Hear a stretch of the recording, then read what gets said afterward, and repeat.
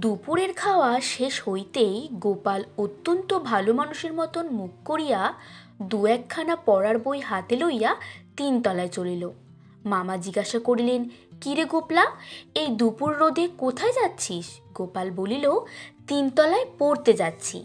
মামা, পড়বি তো তিনতলায় কেন? এখানে বসে পড় না।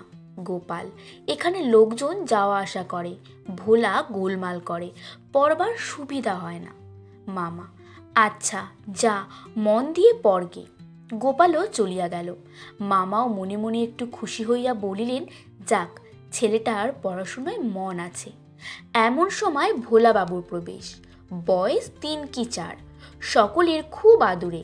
সে আসিয়াই বলিল, দাদা কই গেল?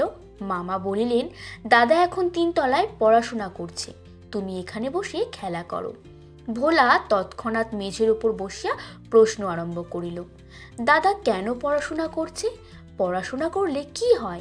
কি করে পড়াশোনা করে? ইত্যাদি। মামার তখন কাগজ পড়িবার ইচ্ছা।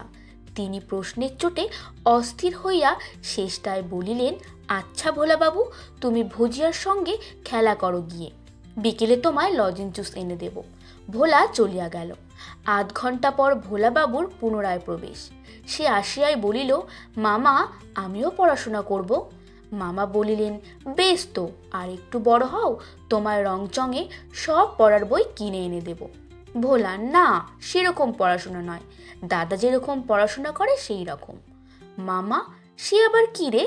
ভোলা, হ্যাঁ, সেই যে পাতলা পাতলা রঙিন কাগজ থাকে আর কাঠি থাকে, আর কাগজে আঠা মাখায় আর তার মধ্যে কাঠি লাগায়, সেই রকম। দাদার পড়াশোনার বর্ণনা শুনিয়া মামার চক্ষু স্থির হইয়া গেল। তিনি আস্তে আস্তে পা টিপিয়া টিপিয়া তিনতলায় উঠিলেন। চুপি চুপি ঘরের মধ্যে উকি মারিয়া দেখিলেন, তার ধুরন্ধর ভাগ্নিটি জানালার সামনে বসিয়া এক মনে ঘুড়ি বানাইতেছে। বই দুটি ঠিক দরজার কাছে তক্তপোষের ওপর পড়িয়া আছে। মামা অতি সাবধানে বই দুখানা দখল করিয়া নিচে নামিয়া আসিলেন। খানিক পরে গোপালচন্দ্রের ডাক পড়িল। গোপাল আসিতেই মামা জিজ্ঞাসা করিলেন, তোর ছুটির আর কদিন বাকি আছে? গোপাল বলিল, 18 দিন। মামা, বেশ পড়াশোনা করছিস তো, না কেবল ফাঁকি দিচ্ছিস? গোপাল, না, এই তো এতক্ষণ পড়ছিলাম। মামা, কি বই পড়ছিলি? গোপাল, সংস্কৃত।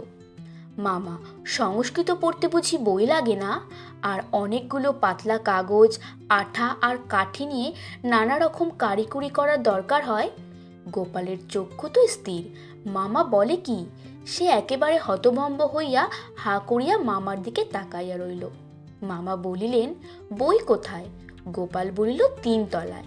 মামা বই বাহির করিয়া বলিলেন, এগুলো কি? তারপর তাহার কানে ধরিয়া ঘরের এক কোণে বসাইয়া দিলেন। গোপালের ঘুড়ি, লাটাই, সুতো ইত্যাদি সরঞ্জাম 18 দিনের জন্য মামার জিম্বায় বন্ধ রহিল।